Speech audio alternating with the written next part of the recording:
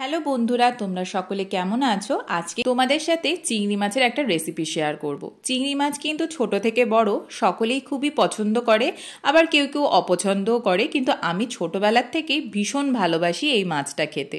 তাই মার কাছে বলেছিলাম এই চিংড়ি মাছের লাউ পাতায় ভাপা এই রেসিপিটা একটু ট্রাই করতে। তাই ভাবলাম তোমাদের সাথে একটু শেয়ার করি।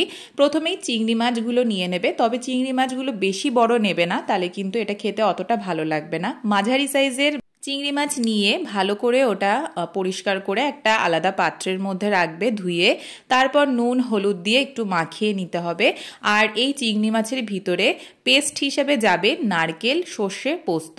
এটা দিয়ে ভালো করে তোমরা মিক্সিতে পেস্ট করে নেবে এবং ওই পেস্টটাকেই চিংড়ি মাছের মধ্যে মাখিয়ে নিয়ে তার ভিতরে নুন, হলুদ, লঙ্কার গুঁড়ো আর কাঁচা তেল কিন্তু দিয়ে নেবে। আর যারা একটু মিষ্টি খেতে পছন্দ করো তারা অল্প সামান্য মিষ্টি দেবে স্বাদ অনুসারে।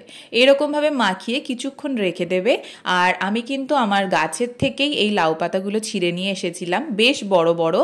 তবে একটা কথা বলে রাখি, লাউ পাতার গায়ে কিন্তু ছোট্ট ছোট্ট নানা রকম পোকামাকড় থাকে, তাই জন্য খুব ভালো করে ওয়াশ করবে। তো দেখতেই পেলে আমি কিন্তু ভালো করে পাতাগুলো ওয়াশ করে নিয়েছি। তারপর পাতার ভিতরে আমি পরিমাণ মতন চিংড়ি মাছটা দিয়ে তার ভিতরে একটা কাঁচা লঙ্কা দিয়ে ভালো করে আস্তে আস্তে কিন্তু সম্পূর্ণটা মুড়ে নিতে হবে। দেখো, মা কিন্তু তোমাদের ভালোভাবেই দেখিয়ে দিচ্ছে কিভাবে পাতাটা মুড়িয়ে নেবে। আর মুড়িয়ে তারপরে শেষে কিন্তু একটা সুতো দিয়ে বেঁধে দিতে হবে, নালে সাইড দিয়ে বেরিয়ে যেতে পারে। তো ভালোভাবে এরকমভাবে ভাঁজ করে মুড়িয়ে দেখো আমি সব কটা তৈরি করে নিয়েছি। তোমরা চাইলে লাউ পাতা ছাড়া কুমড়ো পাতা দিয়েও কিন্তু তৈরি করতে পারো, সেটা সম্পূর্ণ তোমাদের উপর নির্ভর করবে। দুটোতেই কিন্তু খেতে বেশ ভালো হয়। এদিকে আমি ফ্রাইং প্যানে সর্ষের তেল দিয়ে নিয়েছি। সর্ষের তেলটা একটুখানি গরম হয়ে আসলে তারপর কিন্তু একে একে এই লাউ পাতার যে পুটলিগুলো তৈরি করেছি সেগুলো কিন্তু দিয়ে নিতে হবে। আর একদম সিম করে দেবে, যাতে আস্তে আস্তে ভাপে ভিতরের মাছটাও কিন্তু সেদ্ধ হয়ে যায়। এইভাবেই উল্টে পাল্টে একটু ভেজে নিতে হবে। দেখো পুরোটা তৈরি হয়ে গেছে।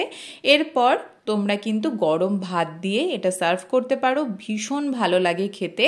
আর ভিতরের মাছটাও কিন্তু সম্পূর্ণভাবে কুক হয়ে যায়। দেখো একটা আমি ছিঁড়ে দেখাচ্ছি। আর এই পাতাটা শুদ্ধই কিন্তু খাওয়া যাবে, তোমরা ভাতের সাথে মেখে কিন্তু খেতে পারো। তো তোমাদের রেসিপিটা কেমন লাগলো অবশ্যই জানিও। আর যদি ভালো ভালো এরকম রেসিপি পেতে চাও অবশ্যই আমার চ্যানেলটিকে কিন্তু সাবস্ক্রাইব করতে ভুলো না। আর ভালো লাগলে লাইক, শেয়ার, কমেন্ট করো।